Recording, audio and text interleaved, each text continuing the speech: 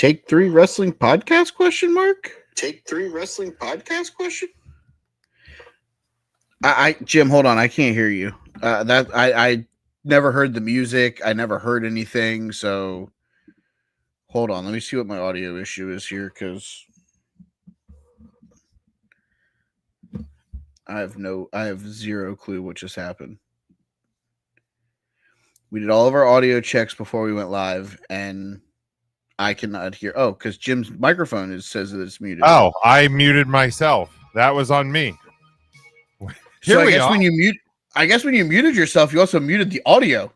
Yeah, I don't know why I muted because it all comes from my computer. So that's on me.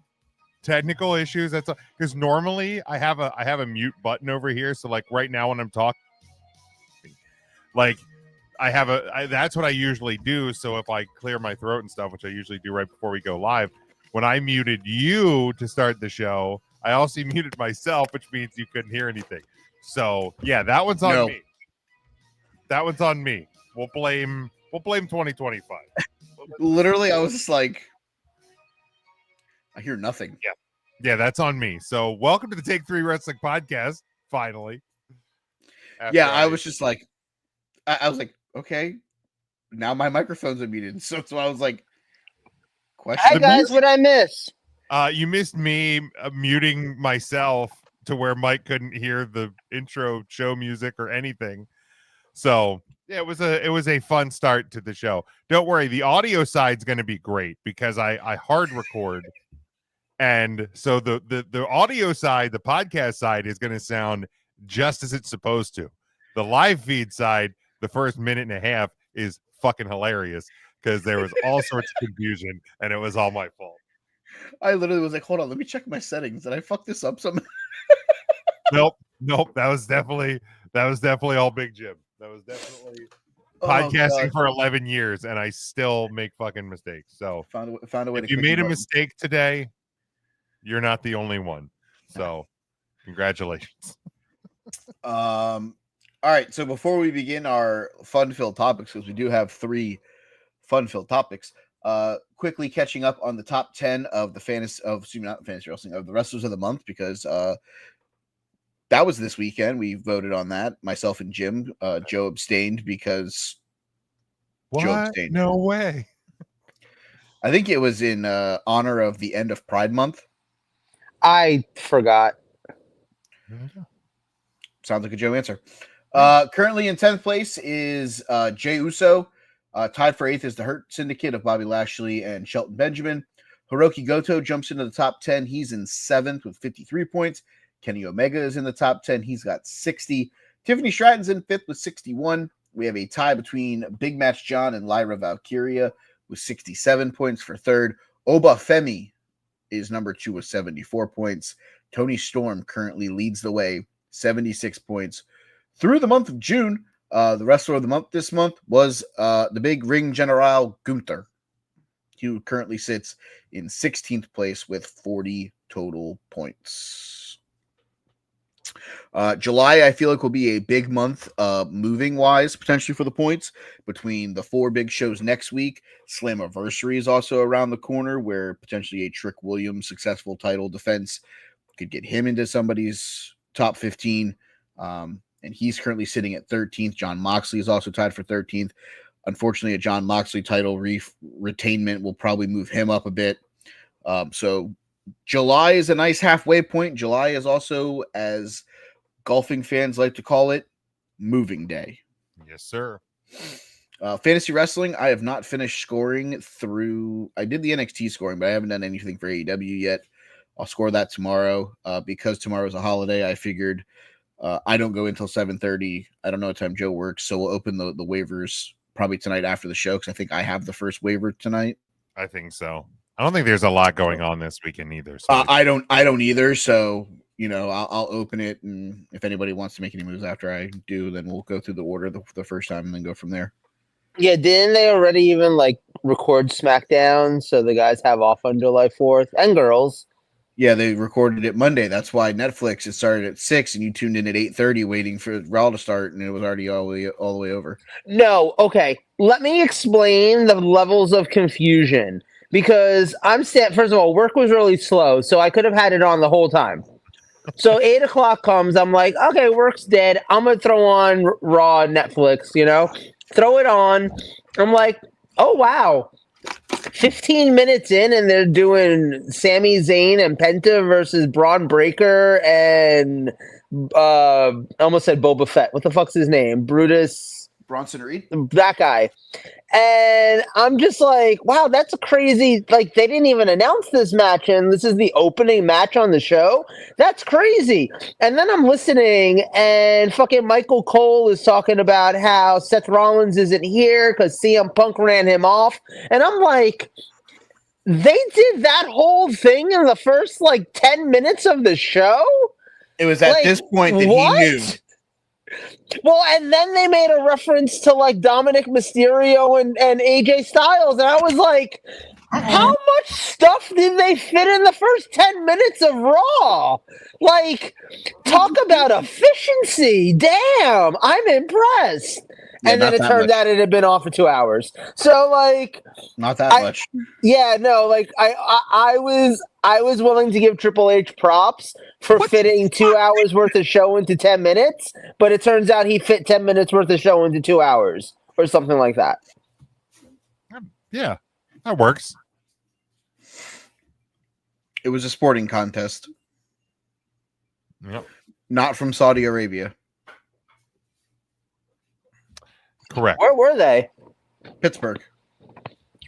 Okay.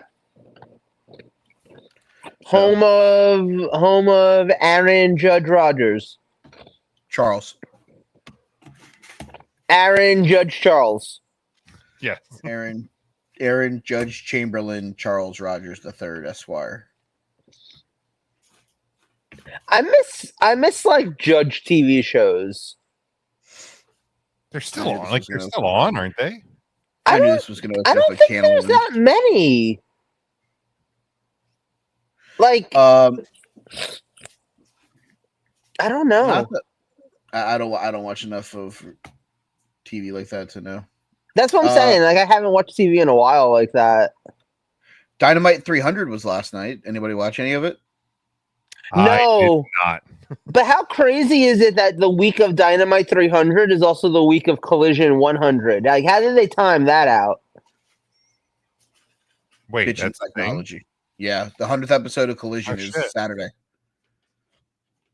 That show, wow, I don't know how I'm going to be able to miss that one. It's Kevin Knight versus Nick Wayne and Shelton Benjamin. FTR versus the Outrunners. Can't wait to watch that 1980s tag team throwback match. 6-man tag match between the Don Callis family of Roppongi Vice and Henrico versus Mystico and the conglomeration of Mark Briscoe and Hologram. Fuck Hologram. He's in a match. Thank you. Scorpio Sky, spoiler alert, is going to be the one who answers the Max Caster Open Challenge. Boring. Well, they're in California, so SCU. Let Scorpio Sky have his moment. Willow Nightingale's in singles action. I like Willow. An 8-person tag match that sees Athena, Julia Hart, Megan Bain, and Tekla take on Queen Aminata, Thunder Rosa, and TJ.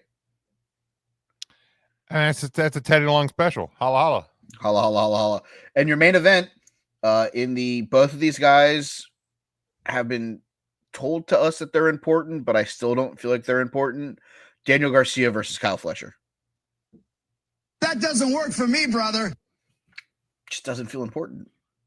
Yeah. Hey, Jim, you have connections to indie pro wrestling. Here's a gimmick that you can pitch somebody, okay? Oh boy, here we go. It's the Undertaker. It's the Undertaker, but instead of taking souls, he takes panties. He's the panty taker. That's gonna get someone in trouble. And he comes out and he's rest in panties. I don't know. We'll workshop it. Instead of the gong, it's just someone saying dong. Yeah, that's funny. I like that. You got boner power. See, yeah. Before we get into the topics, I watched a small bit of Dynamite last night. Okay. I watched the part where Adam Hangman Page destroyed Marina Shafir with a buckshot lariat, and I almost popped harder than a 3-year-old children. Yeah, that was cool. I did see that clip. Texas Death. Cool. Whatever. We'll get to that in a minute. Swerve and Ospreay won a match against a tag team. That was cool. And then something else happened. And then we had good versus evil because Superman came out and evil prevailed. So what are you telling me? That everybody's the Joker? You either die a hero, live long enough to become the villain? You had a perfect shot on this show last night to do something memorable and have Mercedes Moné lose the TBS title to Mina Shirakawa so that you could put that match against Toni Storm as Mercedes either has to prevail to win the big one, or it's just the cracks where she starts losing all the titles and goes full-fledged crazy. Instead, she beats Mina Shirakawa in 14 minutes, and then she jumps Toni Storm, and I could give less than one fuck about this match. The only part of this match that I actually enjoyed was the end where Mercedes Moné tongue licked the cake. Okay. That was about it. She picked up a cake that Toni Storm brought out that said, like, congratulations on your 1,000th match. And she literally went to the cake. And now I'm all in. Okay. I'm gonna Yep. do a journalism on that. I'll be with you in a minute. But, and we can transition in. We'll start with my topic because it is based around a couple of things that I've mentioned. But what I want to talk about is, and there's a couple things that happened on the show that brought me to this topic, but this is the one that I primarily want to bring to the table. The fact that Sasha Banks is Ike Turner's favorite wrestler because she ate the cake? No. The second match of the night saw Maxwell Jacob Friedman take on Anthony Bowens, AR Fox, and Brody King for the right to be the number 2 entry in the Casino Gauntlet match. Is the Casino Gauntlet different than the Casino Gauntlet Battle Royale? Like, is this the one where it's like the 2 guys start and then every like 3 minutes, somebody else comes out until there's a winner and the match can end at any time? Or is this like the one that we used to have where it's like, here are the heart, the spades, the clubs, and the wild card? I think it's the latter. Yeah, I think so. Yeah, I think this is the one that can abruptly end at any time. Which is why being the second person out is an advantage. Sure, but the fact that I had to have this conversation on this show and it wasn't told to me on an AEW show is probably part of my problem. Well, this could be the one where they're all outside the ring and then you have to climb into the... No, wait. That was the reverse battle royal in TNA. That's a great concept. Is it? At least they told you what you had to do to win. No, you're right. I do like a very basic, like, the rules in a match. Like, a Lucha Daisy Fuentes is a Lucha Daisy Fuentes. Someone's going to lose their hair or their mask, right? Like, that's a thing. Or the right to Daisy Fuentes. It's one of the 2 or 3. That was definitely an MTV show at some point. Yes. So my topic in general, because 2 other things happened. After the Strickland Ospreay tag match, the Young Bucks came out and formally accepted we'll put our EVPs on the line. But if Strickland and Ospreay lose, they're not allowed to fight for the AEW World Title for 1 calendar year. Okay. And then we had obviously the Texas death match stipulation added to the AEW World Title match, which means, you guessed it, the Death Riders and the Ops are going to get involved way too much in this fucking match. So my problem here, and I'll start with AEW, but there are points in WWE where it's kind of the same thing. Are we just doing too much sometimes with these matches? Like, are we stipulating the shit out of these just to stipulate the shit out of them? Yes. Because Moxley versus Adam Page, I'm sorry, it doesn't need the death match stipulation. There's enough emotion built into that match. There's enough callbacks to the CM Punk where he said, I'm not defending the title against a person. I'm defending the company against a person. You're doing the same thing. You're trying to win the company freedom back from Jon Moxley. Why do we need a stipulation that we now know that Wheeler Yuta, Claudio Castagnoli, Marina Shafir, if she ever gets up from that lariat, Gabe Kidd's probably going to get involved. Hey, by the way, you're probably going to hear Brian Danielson's music involved in this because he was involved in a CMLL thing. He, I guess, wrestled Max Caster in a 13-second dark match after one of the shows where he just ran out and hit him with the Bushaiko knee. You don't think Brian's music's going to hit on this and potentially either help Moxley and the Death Riders or potentially help Hangman Page run one of them off? And I say that because Tony Khan could be really weird here and just have Brian stay with the Death Riders and fucking cost Adam Hangman Page real easily. Sure. So... And then the tag match, I think, is the one that really tipped me over. And it's like, if you want to do a Lucha Daisy Fuentes match, do a Lucha Daisy Fuentes match. But now we're like, your stipulation is you can't be EVPs in a company that you're still going to be EVPs in. But if you guys win, now they can't fight for the titles in the company that you're EVPs in for 1 year. When they're your two biggest singles faces. Yeah, I think it's and I'm not saying this as like AEW bad. So I want to get that out of the way. But AEW does I think more than WWE goes heavy-handed with stipulation matches. So for example, like currently the All-In card has 7 matches. Mm-hmm. Singles match for the women's world title, Texas Death match for the AEW world title, winner takes all match to unify the Continental and International to become the new unified champion. Both casino gauntlet matches, tag team match with double stipulations, and then a singles match for the AEW title, TNT title. There's not like a wrestling match. What's the TNT title? Cole versus Fletcher. Cool. Go Kyle Fletcher. So like there's not a just a wrestling match on the card. And this is the company that where the best wrestle. But you're gimmicking it's either a title or a title and a gimmick or a gimmick. So that's all in. So hold on, listen to last year's card real quick because I have it up. Pre-show, there was a 16-man tag match. Who gives a shit? There was a mixed tag match between Tomohiro Ishii, Willow Nightingale, Statlander, and Stokely, where because Nightingale and Ishii won, they got to choose the stipulation in the all-out match against Statlander. There was a 10-man tag match. Way too many people to fucking announce. Yeah. 4-way London ladder match for the AEW World Trios title. Mm-hmm. Women's title match, Mariah May, Toni Storm. Last chance for the FTW championship. That title isn't even fucking sanctioned. 3-way match for the AEW World Tag titles.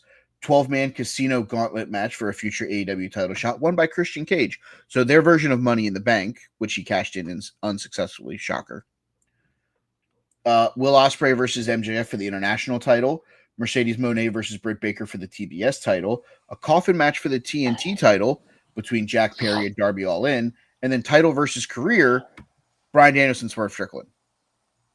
I could tell you what the problem is. They're trying to overdo everything? No.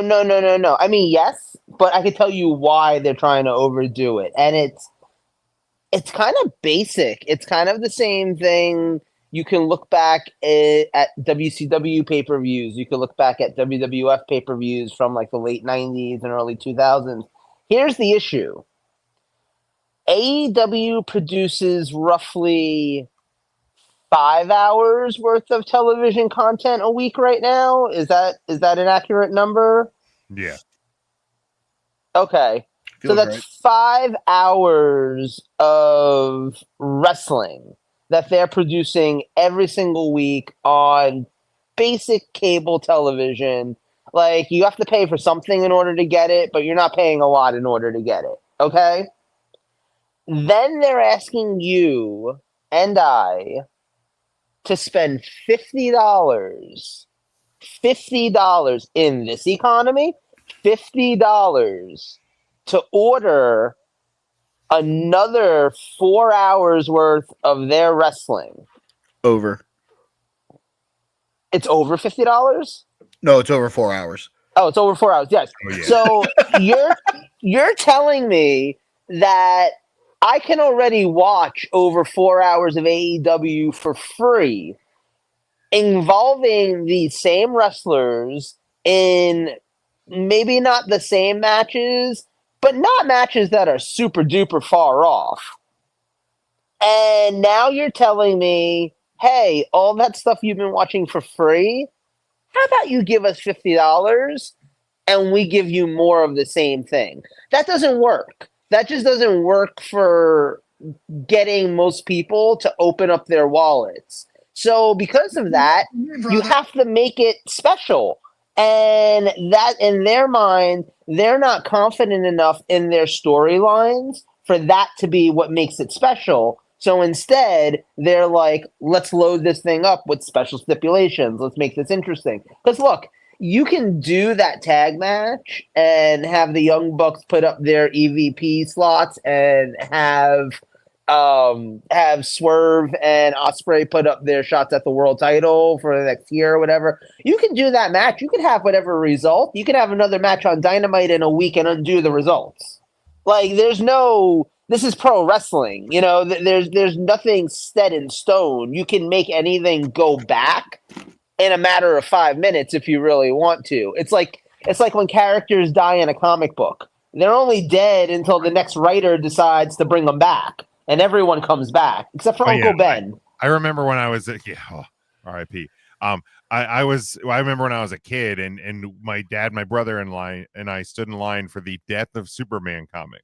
This thing was going to be worth a ton of money, you know, whatever. In the black bag or the white, and like the front cover had like torn cape and the cloudy sky.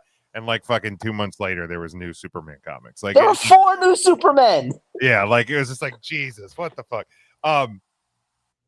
It was worse than the NWO. There were more Superman than there were members of the NWO.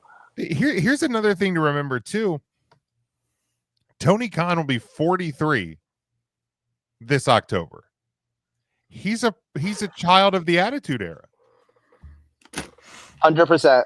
You know what I mean? Like he like, to him, like his like formative wrestling years came when everything was overbooked to shit.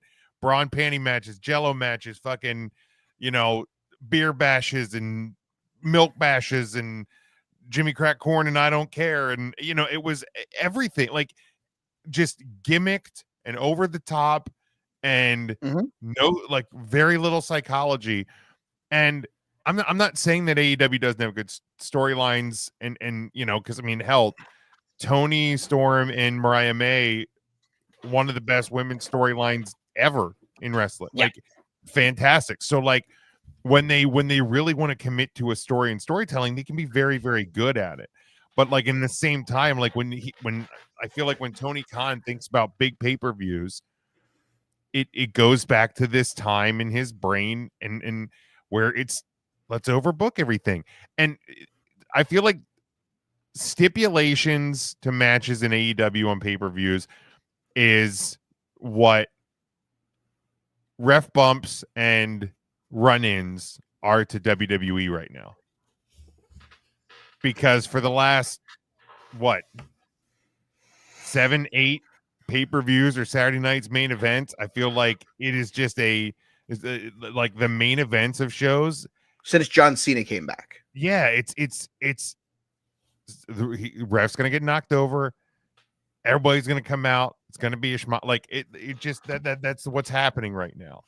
And it happens on Raw. It happens on, well, it could happen on SmackDown. I don't watch SmackDown. It'll probably happen on Saturday night's main event, unless, well, maybe not, because that'll be the Gunther Goldberg. So hopefully In the main event, probably not, but it could happen somewhere else on that show. Bill Goldberg. Yeah, like that. Straight Yeah, to my somewhere face, else Bill on the show, Goldberg. somebody. But yeah, Bill Goldberg. My Bret Hart run in. Oh God. Kicks Goldberg in the head and gives him a fucking concussion. Bill Goldberg. I will say this, and Joe brought up a point that many people will probably argue, that you could see these matches on an episode of Dynamite, and it's just a little bit different of a flavor on a pay-per-view, and asking someone to spend $50 is kind of hard to do. This particular pay-per-view, I don't agree with that from the assessment of the Bucks, Ospreay and Swerve have not even touched each other since the last pay-per-view. Adam Cole versus Kyle Fletcher is probably the only match that you could see on an episode of Collision in the next month, and you'd be like, cool, that was a match that happened. John Moxley versus Hangman Page. Those guys haven't wrestled a match in, 3 years? Yeah. Timeless Tony Storm and Mercedes Moné have never shared a ring in AEW. You showed us a video package of Kenny Omega versus Kazuchika Okada from New Japan.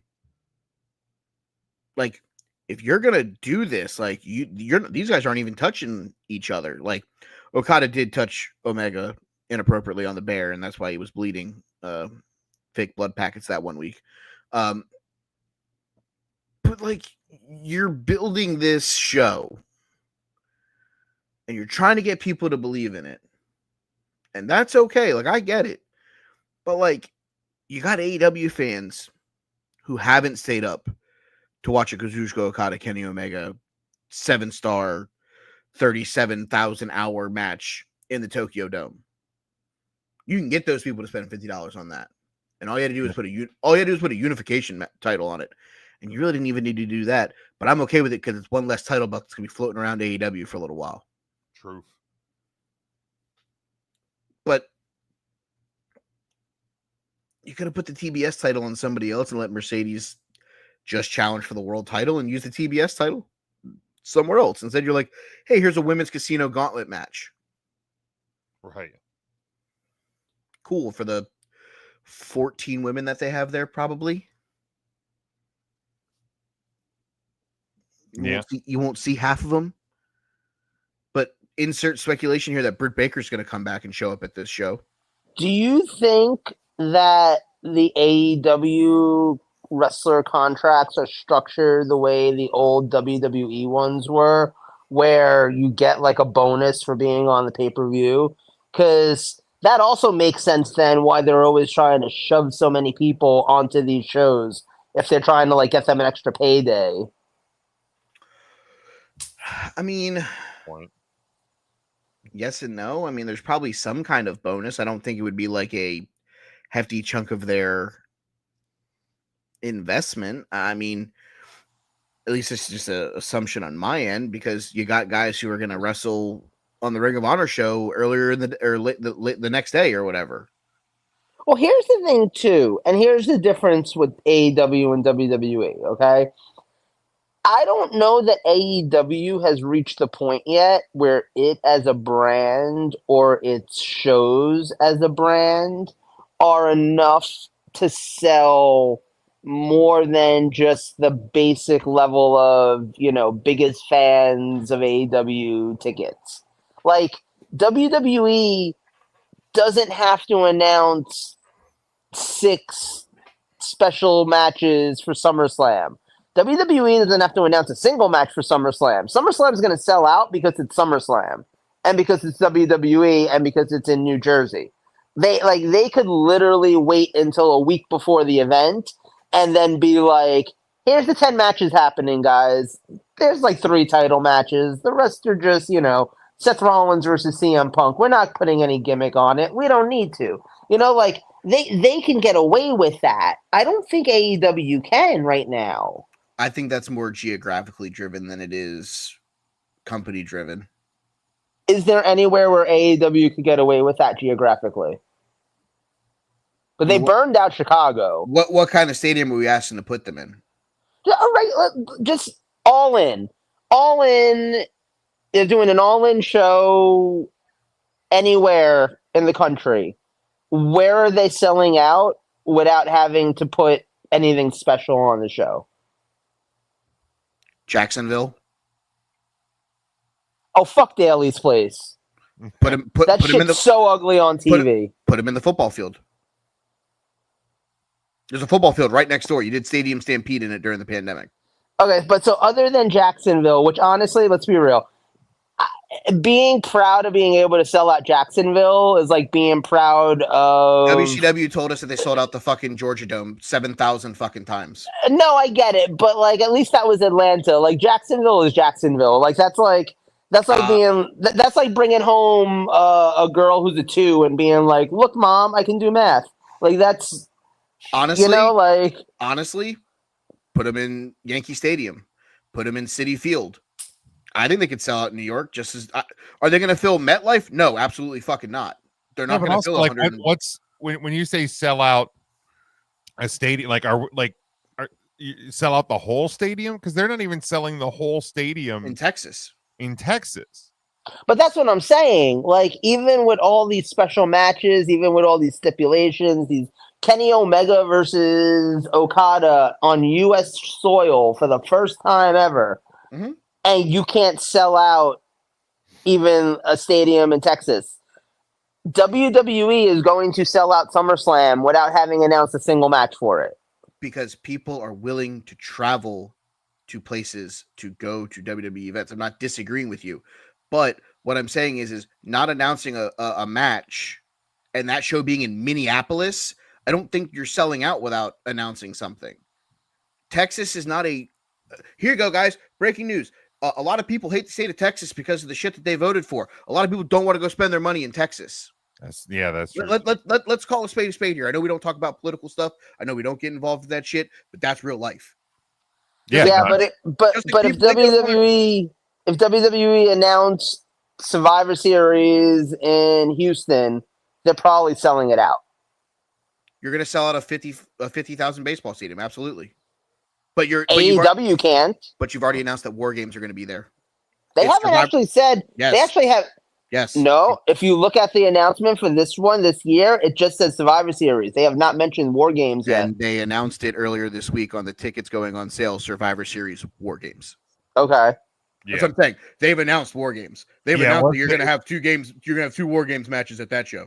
This week was the first time that it was officially.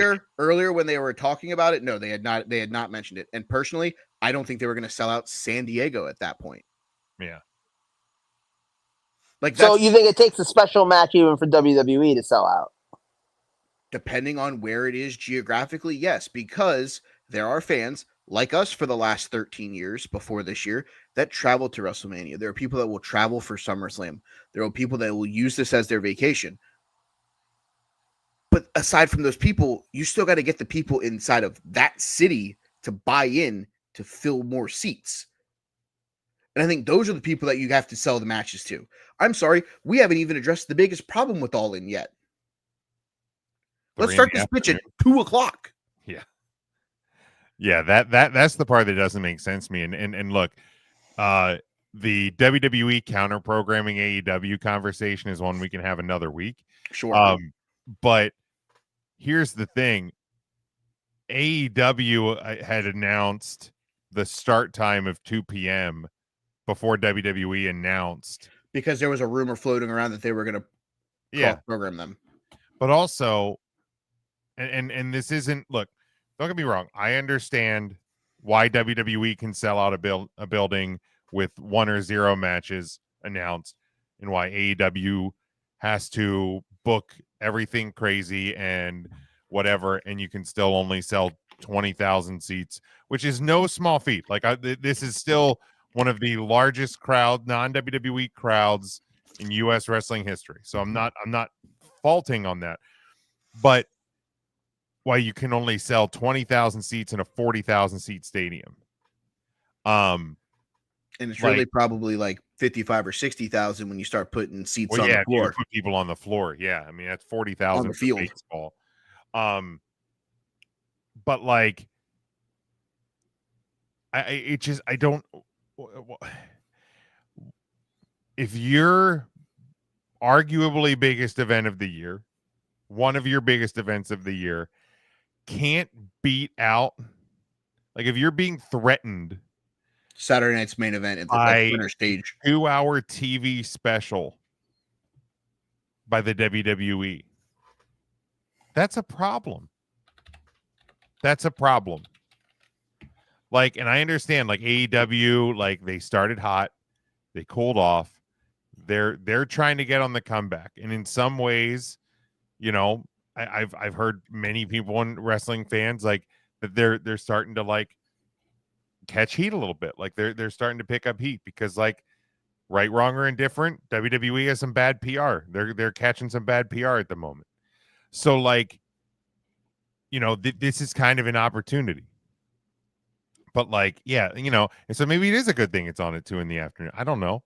But like, I don't think there's a lot of people on a Saturday in July that are sitting down at 2 p.m. to watch a pay-per-view. No shot. Like, people aren't going to sit down and watch NXT Great American Bash either. They're having shitty ticket sales, and people are like, "Oh, it's because NXT is running." No, it's because it's at 2:00 on the fucking Saturday in the middle of fucking July. Right. Nobody, like, people have things to do. The reason I watch a pay-per-view at 8:00 at night is because like my day's pretty much over by then. I'm old and fat. Can we also mention the fact that it's a week after the 4th of July, so people go out of town, they go to the beach, they go to places. Yeah. Maybe compounding that with the fact of traveling and buying tickets to sporting events in this economy isn't the most logical thing to do. It's expensive and it's getting worse. Like, so, and I mean, if you look at the Saturday night main events card, there's 3 matches announced so far: Seth Rollins, LA Knight, Drew McIntyre, Randy Orton, and the main event is Goldberg versus Gunther. I'm sorry if you do not believe that your show, that as a guy that's held your company hostage for the last 320 days, the guy who's supposed to be Mr. AEW and Adam Hangman Page, Mercedes Moné and Tony Storm, can't beat that, that's an internal problem. Yeah. You need to look in the mirror and go, I got to put John Moxley, Hangman Page out there against Gunther versus fucking Goldberg. I got to make people want to fucking pick between us. Goldberg. But instead, that match is going to go on at 5:30 against Obafemi versus Yu-Gi-Oh! Uemura. Yeah. And one's going to give a fuck about either of them. But is it even really competition? Because, I mean, at the end of the day, if your option is free versus spending $50, I will be in the state of Pennsylvania celebrating the guy to my right's birthday. If it was $50 at 8:00, you're goddamn right. I'm giving Jim 25, and I'm picking that over watching Bill Goldberg's last match that I can watch on re-air after I download it on my phone on my flight home. Yeah. Like if and you know, I think some of the other 3 count guys are going to join as well. Like that night, we're getting together, breaking bread. If our options are y'all in versus Saturday night's main event, we're buying y'all in. 100%. It's a pay-per-view. It's one of the biggest ones of the year. I'm absolutely buying that. I can watch. I would almost love to stay spoiler free and watch the show on re-air if it's up with you guys. Right. Like, so it you know, I think there's a couple of issues that I really wish AEW like would address. And like, here's the thing: I don't watch weekly TV every week. I don't even watch Raw every week. I didn't watch any Raw this week. I think I've watched 4 episodes since they went to Netflix total. I usually I'll have it on, like, especially if we're just sitting around watching baseball. If like the Orioles don't play or the Phillies don't play, now that hockey's over, like I'll have Raw on one of my TV. I have 2 TVs in my living room. Raw will be on one of them. This week I didn't really like feel it. We were having like crazy storms and stuff, so I just really didn't feel like paying attention to wrestling. Didn't watch Raw. Never watched NXT. Didn't watch Dynamite. I literally haven't watched wrestling, well over a week. But like, I can tune into a big show. The reason I usually don't watch AEW pay-per-views is the cost point. Like, I have a Max subscription, right? Mhm. I get it through my AT&T, but that's fine. I still pay for it in some form or fashion. Like, AEW needs to figure out a way, whether it's free to Max subscribers or Half price. like $15, $20. I could spend $20 myself Mhm.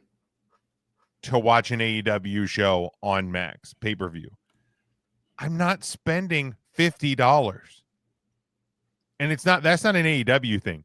I wouldn't spend $50 for a WWE show. I'm just not. I'm not at this point in my life. I am not spending that much money on a wrestling show. Not gonna lie to you, I'll find it secondary market and stream Right. it and Like pauper I will through it. illegally stream it. I'll get mad because it'll freeze on me and I have to keep refreshing the page every 14 seconds. But like I'm not spending $50. Like there was that rumor of like when WWE is going to put their big shows on ESPN Plus, and it's like UFC, and it's going to cost $55 for WrestleMania. I'm like, you better hope I'm watching with a group of friends because I ain't paying that myself.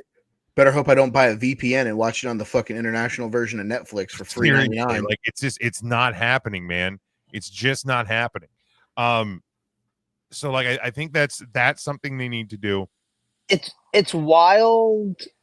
I'm just thinking back because like it's not that long ago, but it feels like a lifetime ago. Where I mean, it is that long ago. Actually, it's like 20 years. Jesus Christ, we're old. But like the idea of dropping $20 on a Ring of Honor DVD for an event that took place 3 months ago that you already know the results of, but you heard that there was a pretty good Tyler Black match on it, was not crazy. Like you waited for the sale so you can get like 4 for $60 or whatever the case was. Mhm. But you were willing. I was willing. I used to collect Ring of Honor DVDs like they were going out of fucking style, which I mean, eventually they did. Same thing with Chikara, same thing with Evolve, same thing with Dragon Gate USA. Like I used to PWG, Pro Wrestling Guerrilla, I used to be willing to shell out money for these things just because of hearing how good they were and such. And now it's like, hey, you have this opportunity to watch this show live. And yeah, it costs a little bit more than just $20 for a DVD, but it's live and it's happening now. And like, there's no spoilers or anything like that. And all of a sudden now, and this is just real life, like, things change, circumstances change, people change. But like, now it's like, why would I do that? Why would I alone spend $50 to watch a show when like 20-year-old me was like, fuck yeah, here's $60. Send me those 4 DVDs with no chapters. But you just used the own argument there, and Jim hit the nail on the head. You waited until they were 4 for $60 instead of spending $25 a piece on them. You waited to save that $2.50 a DVD. Yeah, I used to personally, I would buy a lot of my DVDs from Ring of Honor at the shows. Correct. Because at the shows, you would always get the deals. You'd always get the like 4 for $60 or whatever it was, and you wouldn't have to pay shipping, and you wouldn't have to wait 3 weeks for the fucking thing to come from RF Video and like Correct. all of that. So like, yeah, no, you're absolutely right. You offer me a good deal, I'm gonna take it. But AEW is not offering anybody good deals. But you also then got to take the DVD home. You got to watch it in the comfort of your own home. Yep. Whenever you wanted and however many times you wanted. Yeah. You get one replay, or you get a replay for 2.5 days. And if you don't watch in that 2.5 days, smell you later, nerd. Wait, are you serious? There's not unlimited replays anymore? There was never unlimited replays. Yeah, I don't believe. It was always the show happened Sunday. You had till Tuesday night at midnight, and by midnight it got relocked. Smell you later, nerd, if you didn't watch it. Huh. But like, you're not even willing to give me a fucking free replay to watch it whenever the fuck I want. That's an internal problem. Yeah. And this was not a let's shit on AEW topic, I swear. I literally brought this to the table because I wanted to talk about stipulations. being just overkill on some of these shows, because now that every match either has a stipulation or a title involved, there's no different. It's all the same. Right. Yes, correct. And that's the problem that I have. The show that the WWE just did, Night of Champions, was supposed to be all the titles being defended. Fine. If there's stipulations involved and title matches involved in that, and the King of the Ring finals and the Queen of the Ring finals, that's fine. You told me that the show was called Night of Champions. Now, when you have SummerSlam, if every match that isn't a title match has some kind of stipulation on it, I'm going to come say the same goddamn thing. Like, we're doing too much. We're supposed to be letting the professional wrestlers tell the story. And the Jon Moxley, Adam Hangman Page story is not a Texas deathmatch story. At least not right now, it's not. Now, Moxley gets hit, or Page gets hit in the face with a screwdriver by Bryan Danielson and loses the title at All In, and you're telling me that the All Out or the Double or Nothing main event is a Texas death match between the two of them, with everybody from the Death Riders and everybody who's on Team Hangman being locked into shark cages at the top of the fucking ring? Give me Texas death match then, because then you've gotten to that point with this feud. That's not this feud. This guy won the Owen Hart Cup and is going to go try to save his company, and you're like, fuck it, I want to kill him first. Right. The most recent AEW special event that's on Max. Fight for the Fallen. No, like I don't know. I'm being their smart. pay-per-view is All In from last year. Like, we're not even getting those up that fast. Well, okay, so wait, here's the question, and let's go to the WWE side of things, okay? Okay. Do you think that the Rhea versus Raquel in Riyadh match needed to be a street fight? no. I also don't think that match needed to happen. I don't think that match was supposed to happen until Monday, whenever they decided to try to bomb Iran, and AJ Styles and Dominic Mysterio said, "We ain't going." Well, that's a good point. Could they have just done a straight up one-on-one match with those two, or did you need a stipulation on that? I believe you needed the stipulation to get the Roxanne Perez being the believable newest member of the Judgment Day, and being. I think that had to happen because Roxanne had to go save Raquel, get taken out to prove her loyalty. I think that was a necessary step for that story. Not per se Raquel Rodriguez versus Rhea Ripley, but I think the Judgment Day women's tag title, inevitably Nikki Bella and Rhea Ripley versus Roxanne Perez and Raquel Rodriguez for the women's tag titles at Evolution. Spoiler alert.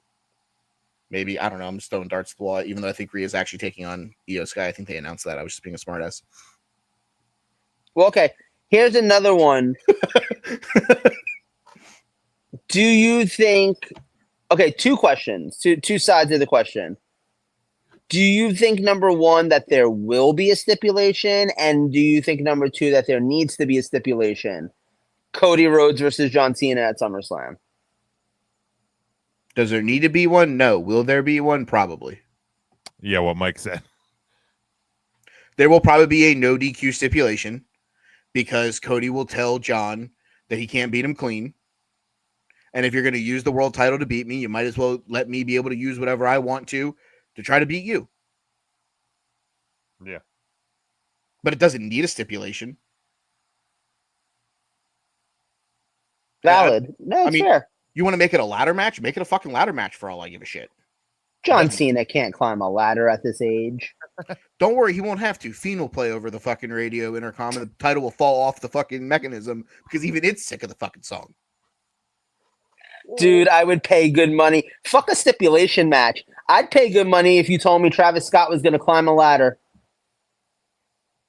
Like, I would watch that because it would go horribly wrong so quickly. You're the only one that's going to pay to watch that one, bud. Oof, brutal. Oh, man. All right, well, that's all I had for stipulation talk. Yeah, it's an overdone thing. It does kind of get beaten to death. And I think part of the problem too is because it gets beaten to death because you're not seeing it just on pay-per-views. You're seeing it on Raw, on NXT, on Dynamite, on SmackDown, on Saturday night's main event. Like we're inundated, and I understand it's you're crossing promotions. But like, I mean, AEW does big event dynamites where they run stipulations on matches. So it just happens a lot. It does happen a lot. I was also wrong because I completely forgot they announced that the Fatal 4-Way was happening for the women's tag title at Evolution. Oh yeah, that's a thing. All right. Who wants to go next? Joe, do we want to do your little mini tournament? Fuck yeah. Some folks are born made to wave the flag. That's right. It's July 4th tomorrow, and I know y'all celebrating, hopefully keeping all your fingers. I'll So be at I work. figured, yeah, I'll be at work too. So I figured the only kind of bang happening in my night tomorrow would be Bang Bang Shrimp. So I figured, I thought love that- Bang Bang Shrimp. I thought that was going to go a completely different fucking direction. I was about to say, Jim, get it ready. Me too, but I fucking love them Bang Bang Shrimps. Hell yeah. So I figured it'd be fun to do a little mini tournament, 8 wrestlers, patriotic as fuck. That's this tournament. And y'all can vote however you want. I personally would suggest you vote for who you think was the most patriotic as fuck wrestler in this little tournament.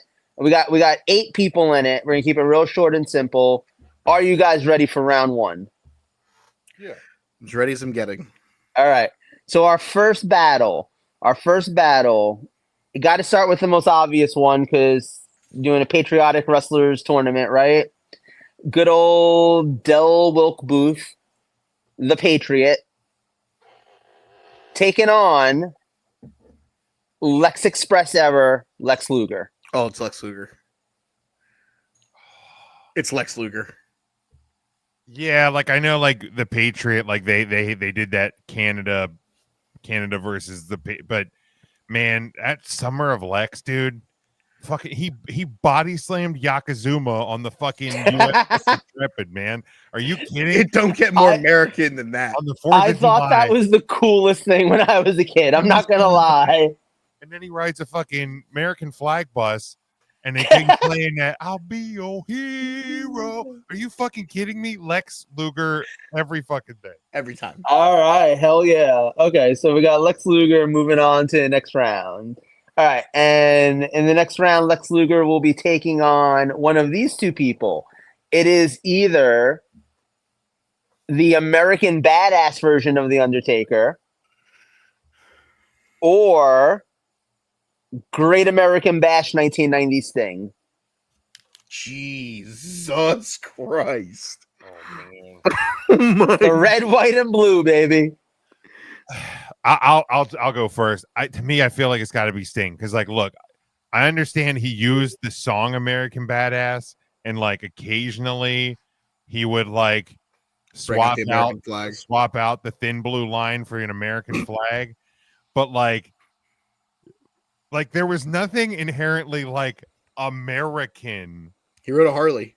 He rode a Harley. Like I get like it's it's American bike company, but like you didn't like look at him and go America. You looked at him and was like redneck. That's like, valid. Like you fucking looked at Sting from the Great American Bash. That's fucking America, baby. Like that. Give me the stanger, Dude, That look is iconic. You're absolutely right. you didn't look at him and go America. You looked at him and went redneck. That's amazing. Tell me when I'm telling lies. I didn't look at him and go America. I said Confederate. Right? Like, yeah, tell me when I'm telling lies, man. That's what I'm saying. Yeah. Here's the deal. If that Kid Rock song said, "I am a chokeslammy badass," he would have been the chokeslam badass Undertaker. Right. Like literally, like you could have inserted a different word in where it said American on that song, and I think we would have just made the Undertaker that.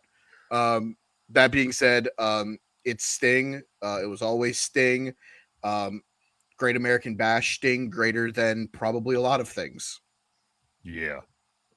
All right. Yeah, I would have gone with him as well. So, all right. So we got our first 2 through to the semifinals. And it sets All up right. a battle between best friends in the semis. Yes, it does. Yes. Okay. Next round. Okay. Next fight in the first round. Okay. We have the Olympic gold medalist, red, white, and blue, Kurt Angle, taking on, you know him, you love him. He's a legend everywhere he's ever wrestled, from Mexico to America. El Grande Americano. Thank you. Oh my!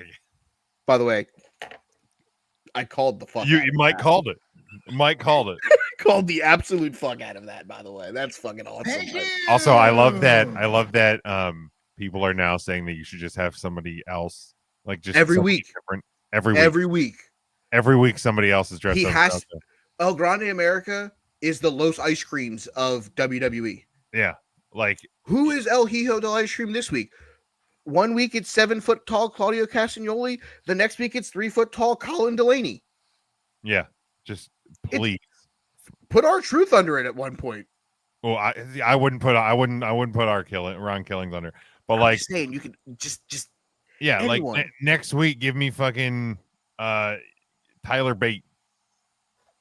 Give me fucking Tyler Bate. I want almost. Oh my god, please, for the love of God. Could you imagine him in that fucking singlet? Like, I don't know why, but I kind of know why. I want Kathy Kelly. Give me Ivar. Remember the Sasha Banks Sailor Moon fucking cosplay that I learned something about myself that day. Let me put Kathy Kelly in a El Grande Americano mask and let me learn something else about myself. Rhea Ripley in an El Grande Americano mask. Yes, please. But I mean, he won a gold medal with a broken freaking neck. Need I say more? If the next person that plays El Grande Americano isn't Chelsea Green, I riot. God. But yes, it's Kurt Angle. Okay. All right. I'm with it. All right. Our last round one match. This one's a doozy. Okay. Depending on if my guy's in this, I might boycott the rest of this. So you better be tread lightly here. I don't know. All right. So I considered putting Hulk Hogan in here because, you know, real American, but fuck that guy. So instead, I got his cousin, Mr. America. That's good. Taking on the man who I think is the most synonymous with a USA chant in the history of pro wrestling, Hacksaw Jim Duggan. Nice. You saved yourself because I thought you were going to leave out Mr. America because he's related to Bad Terry. No, I love Mr. America. That gimmick was amazing. That was my favorite thing in wrestling at the time. It was so good. Oh my god. Like, yeah, because we didn't know Bad Terry was that bad. Like, we knew he was probably a liar at that point. We knew he was a dick. We didn't know he was like a lot of people in wrestling that are dicks. Right. But like, yeah, we didn't know to the extent of how bad Terry was. Which, by the way, we're 7 minutes away from back up Terry. Back it up, Terry. Still one of the funniest goddamn. How the fuck? Also, Joe, how did you not put the Sergeant Slaughter in here? Oh, because he turned on America. Fuck that guy. All right, I'll allow it. It's true. Look, no offense to my boy Hacksaw Duggan. But which Hacksaw Duggan led to one of my favorite quotes from a SummerSlam backstage promo when it was going to be Duggan and Volkov versus the Orient Express. And I think you know where I'm going. Mr. Fuji is like, Hacksaw Duggan, you have one cross eye. After we're done with you, you have two cross eye. It is one of the funniest. Like, if you don't know what I'm talking about, pull up SummerSlam 90 on your Peacock and find the backstage promo where Mr. Fuji two cross-eye. Oh, it's so good. But this has to be Mr. America. He at least has to get to the second round. Oh man. All right. Okay. Yeah. It's so all right. So let's start with not the easier, but maybe the less controversial of the 2 second round matches. Let's go Mr. America versus Kurt Angle.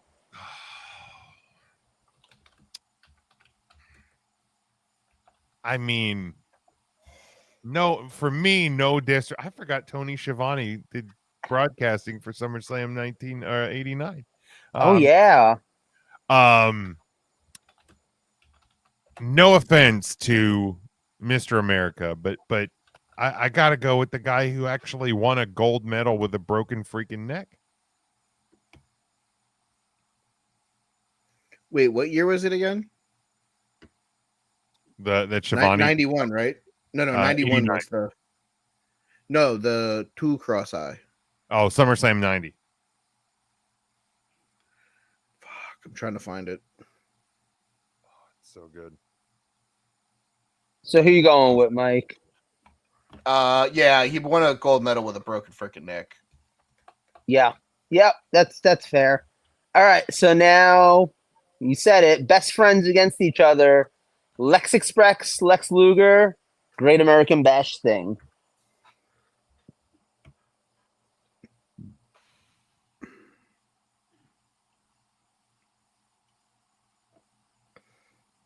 It's Sting! Man, I'm gonna let Joe be the tiebreaker here because Summer of Lex, man, was just so good. Oh man. Yeah, if I'm being real, I love Sting. Sting's probably one of my favorite wrestlers of all time, and that look is iconic. Along with Sato and Tanaka. Go superpower! The USA and the USSR come together again. Honorable Japanese know-how. This one from USA, Hacksaw Duggan. Yep, one cross-eye. We hit so hard. After that, yep, two cross-eye. This one from USSR World Cup. We kick him in head so hard. Releasing big red butt right here. Like old tough. Well, gentlemen, sure you must realize. Wait a minute. Sorry, I found it. No, that's amazing. Everything about that was amazing. Yeah, if I'm being true to like 10-year-old Joe, I'm going with Alex Express because that was awesome. All right, so we're down to our last round, and it's pick your favorite drug user. It's Lex Express era Lex Luger versus Olympic gold medalist Kurt Angle. One of them body slammed Yokozuna in the most American way possible. The other one won a gold medal in America with a broken freaking neck in a sport that the Americans He went in America, didn't Yeah, 96 in Atlanta. I'm going with the only Olympic wrestling gold medalist. I'm going with Kurt Angle.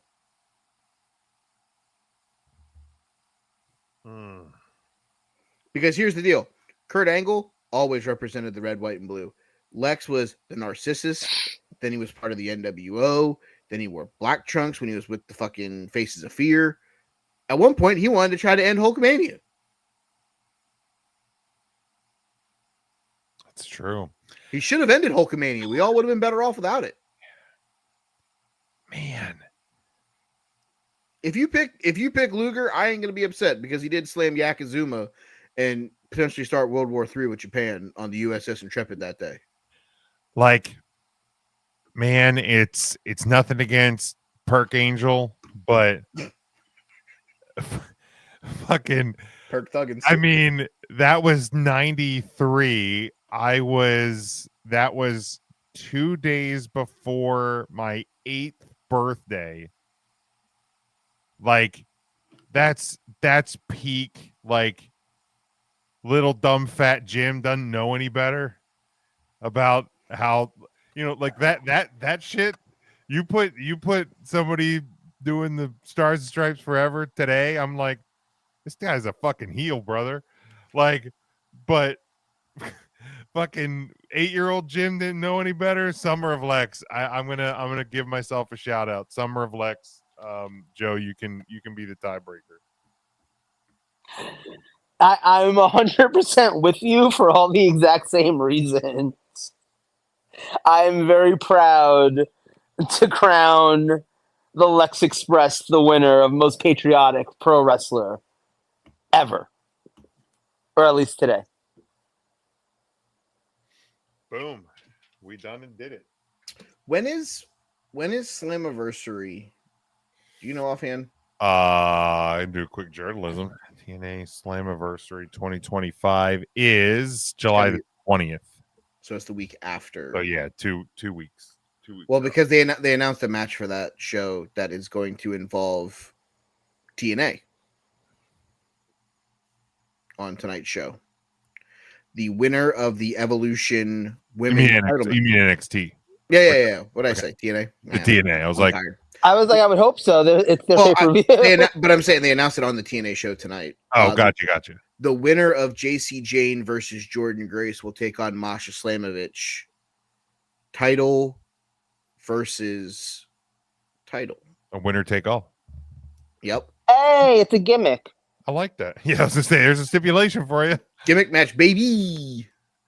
Gimmick. You get a gimmick. It's like an Oprah show. So they're Yeah, actually talking about there possibly being a chance of a one-off or a surprise appearance from the quote NXT tag team in the women's tag match, because everyone thinks it's going to be Sol Ruka and Zarya. Respectfully. The rumor is that it could be very inspirational. I've heard that they may be trying to get the two conics on. Did you know, before we get to the fun topic to end the show, did you know who sung their TNA theme? The inspiration? They sing it, don't they? No. No, and I found this out because right after they re-debuted, they posted a video of someone singing them to the ring from one of their title matches. Who? Current AEW superstar Harley Cameron.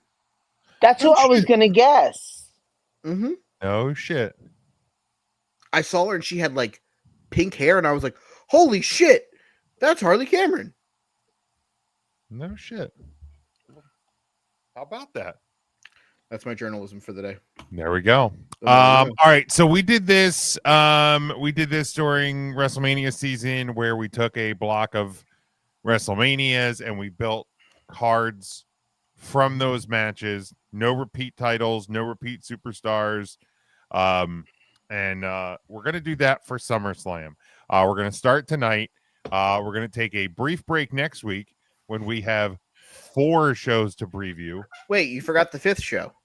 What's the 5th show? The Big Jim Invitational at the. Well, yeah, I don't think there'll be too many wrestling matches there. At least none announced. I'll take the over. I'll say at least none announced anyway. The funny part is, like, I'll have coworkers there. We can get coworkers involved. Somebody will be glad to hit me over the head with a chair, I'm sure. Can't wait. But we're gonna start with SummerSlam 1988 through 96. The parameters are 1 world title match, intercontinental title match, tag title match, and then 3 wild card matches. Do we want to? I know during WrestleMania season we did it. We picked them like the first match that you put down, second match, so on. Do we want to do that, or do we want to build it from like your wild card matches up to the world title? I'm okay either way. I have a spreadsheet open, so I'm going to write down your guys' matches so we can have a master copy. Cool. Joe, what do you think? Do you want to do bottom to top, or do you want to do first through last? I mean, either way is fine with me because I'm kind of making it up as we go along, so I'm good to go. All right, so let's start with the wild card matches. We'll go wild card. If you want to say where you know, the order in which you pick them, you can. But we'll go kind of bottom to top here. So Mike, give us your first wild card match. All right, so this will probably be in the middle, probably like the 4th match on the show for me. We will go to SummerSlam 96. We will go to the infamous night that Paul Bearer turned on The Undertaker. It's the Boiler Room Brawl. Oh, that's a good match. I thought it was. Joe, go ahead with your first of your wild card matches. So, like I said, I totally forgot to prepare for this. So I've been in the last like 5-10 minutes or so. I've been looking at different SummerSlam cards, and the first match that was not a title match that jumped out to me, that I was like, oh my god, I remember that as a kid. I remember loving that. That was amazing. I need that on my card. It's from 1991, and it involves two very different members of the law enforcement world. It was the Big Boss Man versus the Mountie in a jailhouse match. So I have both of these matches on mine. So I will start at the bottom. This is the fifth match I put on the card overall, and it is the jailhouse match from SummerSlam 91, Boss Man versus the Mountie. I also have the jailhouse match. That's my second match on my card. It is this. So I have the opener, and then I have this match. All right, Joe. Next one. Ooh, let's see. Well, so this one's not a title match, right? Correct. Okay. If you pick Bertha Faye versus Lunger Blaze, it is for the women's title, but it is allowed because we do not have a women's title match on the docket. Yeah, I don't think I'm going to pick that match. Why not? It's a great match. Don't hate on Bertha. She just wants someone to love her. I don't love women of any sizes. I'm actually fully equal in that way. Hate. Yeah, no, I'm good on all of it.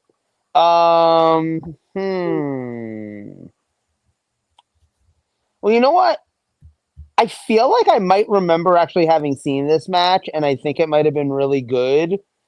It sounds fucking good on paper, and it's very surprisingly not a title match in any capacity. Oh, no, wait, I can't use this one because then that rules out my world title match that I want to use. Let's see. Burp. All right, fuck it. I'm going to just use the Boiler Room match. Yeah, I will give the Boiler Room Brawl here. It was the third match I put on the card. A Mankind Undertaker from SummerSlam 96. Since it's already been mentioned multiple times. So Mike, next one. All right, so my next match would be what I'd have third on my card. It is for an unsanctioned WWE title. We go back to SummerSlam 1991. It is for the $1 million title. It is Virgil winning the title from the $1 Million Man, Ted DiBiase. Nice. I didn't know how many people were gonna have that on their card, but I was like, man, I got to get Ted on here in some way, shape, or form. The only other match that kind of made sense was, potentially the LOD Money Inc. match from '92. But I decided to go this way instead. So give me that $1 million title, baby. Joe? Okay. So follow me here, okay? That's dangerous. Remember when we did the WrestleManias, and the first set of WrestleManias was definitely kind of like, I don't love the fact that I have to have Hulk Hogan here, but I kind of feel like I have to have Hulk Hogan here. You're going to do it here with the Mega Powers versus the Mega Bucks? No, fuck that. Because if I'm gonna pick a Hulk Hogan match to put on these SummerSlam stretch of matches, I'm gonna put the one that mattered the most to me when I was a kid. Because I thought that man died when Earthquake jumped on his chest. I thought that we were never gonna see Hulk Hogan again. Little did I know we would not be that lucky. But give me Hulk Hogan versus Earthquake from SummerSlam 1990. Very good. I have a Hulk Hogan match on my card, and Mike, you correctly guessed it. I have the Mega Powers versus the Mega Bucks with Jesse Ventura as your referee from SummerSlam 98. And this is the fourth match that I selected. All right. So now let's move to the tag title match. Well, welcome to the bathroom break portion of my show. It was the last match that I actively selected to be the match that would go on in the fourth spot if we were actually booking this show out. We're going to go to 1996. It is a 4-way elimination match for the WWF Tag Team titles that included the Body Donnas. Who doesn't love Skip and Zip? The Godwins, Hog and Pig. Hog and Pig. Billy and Bart, the Smoking Guns. And honestly, the best tag team in wrestling in 1996, Leif Cassidy, Marty Jannetty, the New Rockers. For real. For real. That match happened. Can we talk about the fact that the only living member of the Body Donnas is somehow Sonny? Wait, isn't Dr. Tom still alive? Dr. Tom's still alive? Don't kill Tom Pritchard, you dick. Oh no! You know what? I was thinking of Crash Holly. I'm not even gonna lie. Oh yeah, that was the Hollies. Not that's a totally different tag team. Completely. I was like, when did Tom Pritchard? Hey, die? I got an idea. Put the title on me, and I'll beat everybody. Yeah. I love Hardcore Holly, but goddamn, dude, you just gave me a heart attack. I'm so sorry. Everyone's alive and well. Die. Well, not everyone's alive and well, but no, Chris. I mean, Skip is Dr. Tom is doing good. I love that he goes, out of all the Body Donnas, only one's left. There's only one guy that's actually dead in this match. Yeah, Skip died. Sonny's dead to us. Man, go back and tell 12-year-old your 12-year-old self that Sonny was gonna go back and tell your 12-year-old self, hey, self, one day you'll have the ability to see her naked, and you're not gonna want to do it. Exactly. like imagine telling yourself that. I'd have been surprised, but for totally different reasons. Little Joe's like, what do you mean? Boy, I don't understand. What's gay? You're gonna have a lot of things happen to you coming up. Listen, I tell you, when I was a kid, and I mean this, until I was about 16, 17 years old, I was convinced everyone dated women and then just had sex with men because it was easy. And now that I'm an adult that's on Grindr, I can confirm that's absolutely the case. Goddamn, I love you. All right, Joe, what is your tag team match? Son of a bitch, this is a hard one. Yeah, there's only 4 good ones total. And the Hart Foundation is in most of them. That's what he said. That's what she said. I'm gonna go back to the well, and by that I mean 1991, and I'm gonna take the Road Warriors versus the Nasty Boys in a street fight because I don't remember it, but it sounds fucking fun. Shocker, stipulation in a tag match. Terribly surprising. This was the last match that I put on the card. Shocker. The 3 count guys were very surprised that this wasn't the Hart Foundation. Hart Foundation versus Demolition 2 out of 3 falls.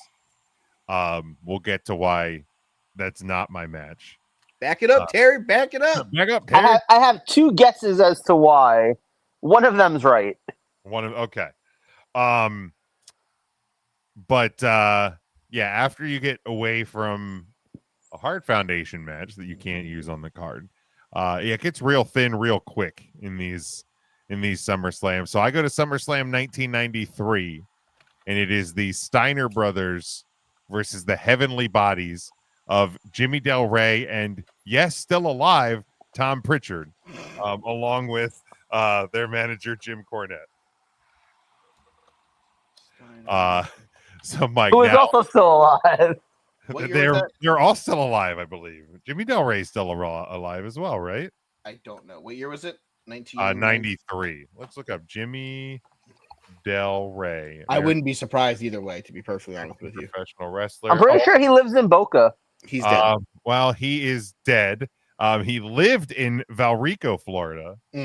Close enough. Which is on the Gulf Coast. Opposite side. He died. Where they play all the golf. Yeah. He died at the age of 52 on December 6, 2014. He suffered a heart attack at the wheel of his truck on Route 301 in the Ooh. Florida State Fairgrounds. Well, at least it was in the last 7 months. I mean, we were close. R.I.P. And good news, Dr. Tom was not in the car at the time. Dr. Tom again. He's alive and well. Rip Gigolo. Still with us. So Rip Gigolo. yes. Yep. All right, now we move to the Intercontinental title. Mike, go ahead. All right, so let me be very transparent here. As many of you know, there's one really great Intercontinental title match in this plethora of years. Honestly, it's probably the only SummerSlam that's been ever carried for as long as it has been off of one match, because Bret versus Bulldog is that entire show. The rest of that show is kind of ass. Spoiler alert, it's not my Intercontinental title match. We will go to the year 1989. We will have the Intercontinental title match between the Ultimate Warrior and Ravishing Rick Rude. Okay. I know they faced off 1 year later in the world title match inside of a solid steel cage. They did. But I feel like this Intercontinental title match was a better match. It had more drama built into it. I went back and actually watched this match. The fact that he got a almost 20-minute match out of the Ultimate Warrior in itself is fucking outstanding. You're not wrong. You're not wrong. And this match would open my show, because if I'm going to get the crowd pumped up, what's the first chord they're going to hear? So yeah. Plus, yeah, if you get Warrior at the beginning of the show, he's still high on coke and can perform better. He can't stick me up midway through the show and not go out and have to fucking potentially get shot to fucking get hit. Well, because you want to get him in the ring while the peyote is still kicking in. Exactly. All right, Joe, your Intercontinental title match. So can we agree? And I remember when you first brought up this topic, I started looking at it. I never committed anything down to paper, but I started looking and I started coming up with ideas. And the first thing I realized was the hardest match to pick, and the one that would anchor the direction that the rest of everything else went in, was the Intercontinental title match. Because on this first set of SummerSlams, it's like banger after banger in Intercontinental title matches. Like, I highly consider that Warrior and Rick Rude Intercontinental title match. That's a classic. I was this close, and like my fingers are right close together, to putting Mr. Perfect versus Texas Tornado from 1990, because I think that match is incredible. That's a fun one. Mm-hmm. Obviously, there's the aforementioned 92, literally main evented Bret Hart and British Bulldog. But ultimately, the one that I've decided to go with is, and I believe it was from 94. I'm gonna have to double check. Let me just double check on this one. Was it 94? It was 94. I'm gonna hit you back to back with some 94s. But this one I think is arguably just as good, if not better, than their WrestleMania 10 ladder match. That's Shawn Michaels versus Razor Ramon, and it's a ladder match for the IC title. Yeah, that's another good one, man. Like, they kind of set the tone at WrestleMania, and it's hard to live up to that. But a really good match. They told a different story, which is what I appreciated. Yeah, which is awesome. That shows you how good they were. My Intercontinental title match is the first match I put on the card. Like, when we decided here's the thing. Back when we were doing the WrestleMania cards, and we were like, we should do this for SummerSlam. I already knew what my first Intercontinental title match was going to be. Bret Hart, British Bulldog, SummerSlam 92.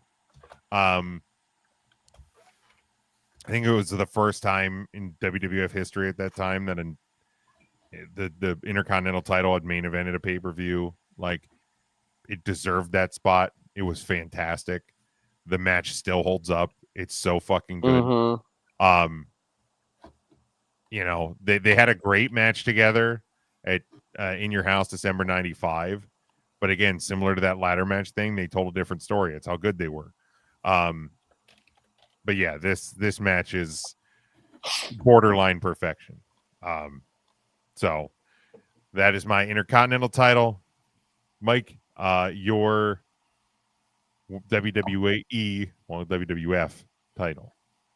It is my main event of the first block of the SummerFest.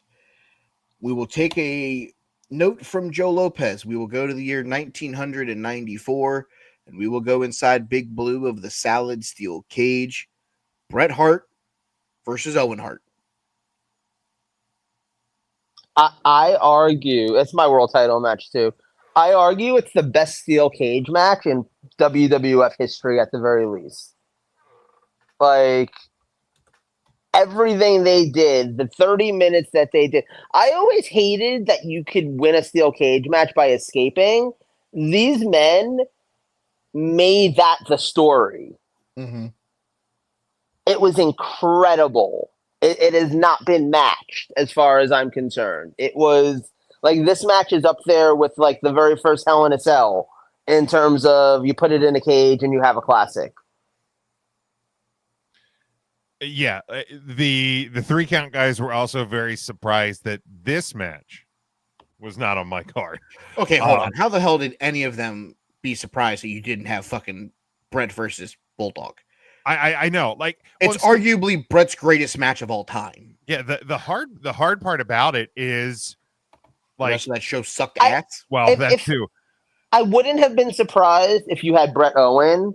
It's the only reason you had one of the two. I even said that. I was like, you definitely have one of those two. If it's not one of the two, then I'd have been like, Jim, are you feeling okay? Well, right. And the wild part is, like, Bret Hart could have been involved in, if you're just making like a best of 5 matches of these SummerSlams, Bret would have the Intercontinental title, the World title, and be in the tag team title match. Correct. Because that Demolition Hart Foundation 2 out of 3 falls is so fucking good. Absolutely.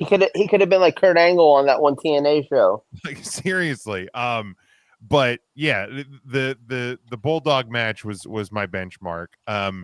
This world title match, my second match I put on the card, also inside a salad steel cage. Not quite the quality of wrestling match as the Bret and Owen one, but I go to SummerSlam 90, which is my favorite SummerSlam. First one I remember watching. It's the one I go to the most if I just want to watch a SummerSlam. I feel that. I had the big VHS. I still have it to this day. I can see the box from here.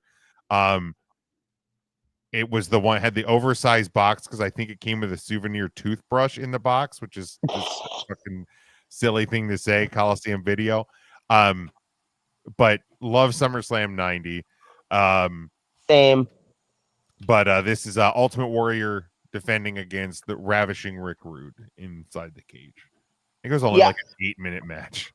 SummerSlam 90 for me too, it holds a special place. So when I probably told the story before, but when my brother was about to be born in 1992, in June of 92, he just turned 30 something. I don't know. He's old now. But my mom was pregnant, literally about to give birth, and I came down with the chicken pox. And so I had to not be at home because I couldn't risk my mom catching the chicken pox and like the kid could be born, you know. So I ended up going to stay at my grandmother's house for like 2 weeks. And she lived like 8 blocks away in Brooklyn. Like, you know, we weren't far from each other. But because I was there and I was obviously out of school because I had the chicken pox, so I was literally just like on a 2-week vacation at grandma's. We would go to the local video store every day and I'd go straight to the wrestling section and she would rent out for me whatever wrestling videotapes I wanted to get. And this is summer 1992. So as you might expect, the videos that were there were mostly the pay-per-view events from WCW and WWF from 1990, 1991. So I ended up like it's the reason why I saw Starrcade '89 and the tournament and all that.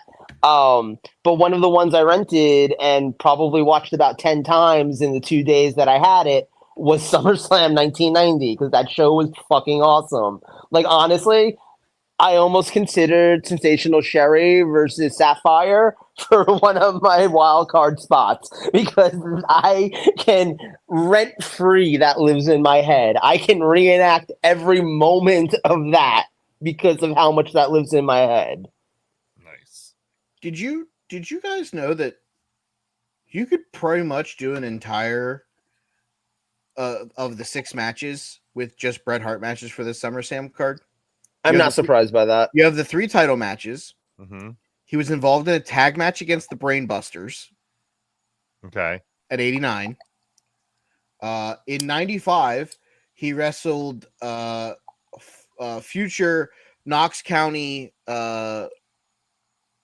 mayor. Isaac Yankem. Terrible dentist, Dr. Isaac Yankem DDS. He also then wrestled at 93 at Joe's favorite arena of all time, by the way. The Palace in Auburn Hills? The Palace in Auburn Hills hosted the 1993 SummerFest. I just always thought it sounded so fancy as a kid. Bret Hart faced off with Doink the Clown. Mm-hmm. You could literally do every match on a show. And what year? That was what year? 95, you said? No, that was 93. That was the year that Lex took on Yoko and won via countout and celebrated like he just won Game 7 of the World Series. I'm not going to lie. At some point, I might need to come over and we might need to just watch the Bret Hart SummerSlam. Just watch all 6 of those matches in a row. The Bret Summerfest. The Bret Summerfest. In 88, he faced off. That may have been the tag match against the Brainbusters. I think it was because I consider that one. Or that 89. Or that was 89. In 88 was the first match against Demolition. Yeah. Okay. I knew he wrestled. I thought he had a Hakushi match at a SummerSlam, but that was at a that was at the bar after the show. In your house in 95. He also wrestled Jerry Lawler and lost via disqualification on that same show after beating Doink the Clown by disqualification. Yep. Tell me a lie. Man. Yeah. Who's Mr. WrestleMania? Shawn Michaels. Who's Mr. Summerfest? Bret Hart. Yeah, because then, we obviously will get into it in the next one, but he's in a great world title match in 97. What's the years for that one again? It'll be 97 through 2005. And then it'll be 07 through 15, and then 16 through 24. I can say without a doubt, I know at least one match that will be on my next one. So 2006 to 2015? No, 97 through 05, 07. It can't be. Oh, yeah, it would be 06. It would be 06. I'm an idiot. I'm an idiot. I'm a dummy. I'm just saying, I have my number one match on that one, and it's a wild card, and it will be there. And yeah, it'll be 2016 to 2024. Okay. Yeah, it's and I'm gonna work on this weekend probably. I'm gonna work on the actual match breakdown. Okay. For all of them because then I can get them over to you guys. Which again, we won't do them next week. So I actually do have a little bit more time because we won't do these next week with. But it'll help me. It'll help me determine my what I want to think about putting on there, because what I like to do is I like to write out all the matches that I want to put on the show, and then I get to go back and watch them. Oh yeah. So it'll give me extra time to. I tell myself I'm going to do that too. But you haven't kept a list since list of guys' phone numbers in your phone. No, I still have my little document going for this year. I have a good 10, 15 matches on that right now. The fact that list is higher than 7 is impressive. Mm-hmm. The only reason there's nothing new on it is because I didn't really feel like anything in Jihad really picked up. I mean, I enjoyed the CM Punk match, but it just became too much schmodgy at the end. I actually haven't seen that yet. To be fair, I have not watched. I've watched most of the show. I have not seen the Queen of the Ring match yet, and I've not seen the main event. But I did really enjoy. I really enjoyed the Sami Zayn Karrion Cross match. Winner aside. Yeah. I did miss that one. Spoiler alert: the wrong guy won. Yeah. Yep, sure did. Sure did. All right, do we want to do wrestlers of the week?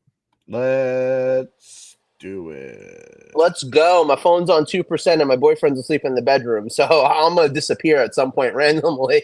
Love All right, it. so you want to give us your first two, just in case your call drops, and then we can. Hell yeah! All right, let me get. Oh shit, I forgot. I watched the show. Oh, This would be well, awesome let me get if his John. phone died. That'd be amazing. Let me get John Cena, Okay. and let me get the King of the Ring, Mr. Dashing Cody Rhodes. There you go. All right. Jim, feel free. Give me the new WWE Tag Team Champions, the Judgment Day. Hell yeah! All right, so JG Wentworth and Finn Balor. The Balor and his club. New tag champs. I'm gonna go. As much as it pains me to do this, the new United States champion. Give me Solo Sikoa. Yeah, that's I told you he was gonna win. yeah, it's a SummerSlam rematch written all over it. I will take the Queen of the Ring, Jade Cargill. Oh, Jade Cargill. Which, by the way, as Storm, all the way live. Factual. And I will go with the newest one half of the women's tag team champions. Give me Roxanne. I love that. Newest one half of the tag team champions. And it's incredible. All right, Joe, plug away before your phone dies. Joe Movie Podcast. It's on Spotify. Don't follow my ex unless you like looking at penises. Yeah, that's about it. Sick. All right. Bye, Joe. Bye. At least he you has get the me- parental warranty of please don't go look at his ex. Yeah, really. You can get me at Big Jim Sports on Twitter and on Blue Sky. 3CT, a little programming note. We're having a little issue with our podcast feed. So our new episodes, at least temporarily, are going to be on our YouTube page only. So go to 3CT YouTube. I'll talk about it off air. So go to our YouTube page, hit subscribe there. Follow us on our social media. We'll get that fixed in some form or fashion. So yeah, follow us there. Huddle Up Podcasts. We'll be hopefully doing some recording this month, and we'll be back kind of in the swing of things in August. Discussions with Nobody still standing by. Maybe a new episode coming at some point in the next couple of weeks. You can follow me at They Call Me Burn. You can follow the show at Take the Number 3 Wrestling. Before we wrap this thing up, my daughter's 5th birthday was earlier today. We had a lot of fun with that. But primarily, if you're listening to this on Friday, the 4th of July, please stay safe. Please do not JPP yourself and shoot your hand off. We want you all to come back for next week's show all in one piece. Otherwise, enjoy your holiday weekend. Stay safe. Make sure if you are drinking to please use any of the major car services, Lyft, Uber, taxi, call a sober friend, get home safe. And otherwise, for Jim and for Joe, happy 4th of July, America. Happy Independence Day. Until next week, we will see you right here on the Take 3 Wrestling Podcast.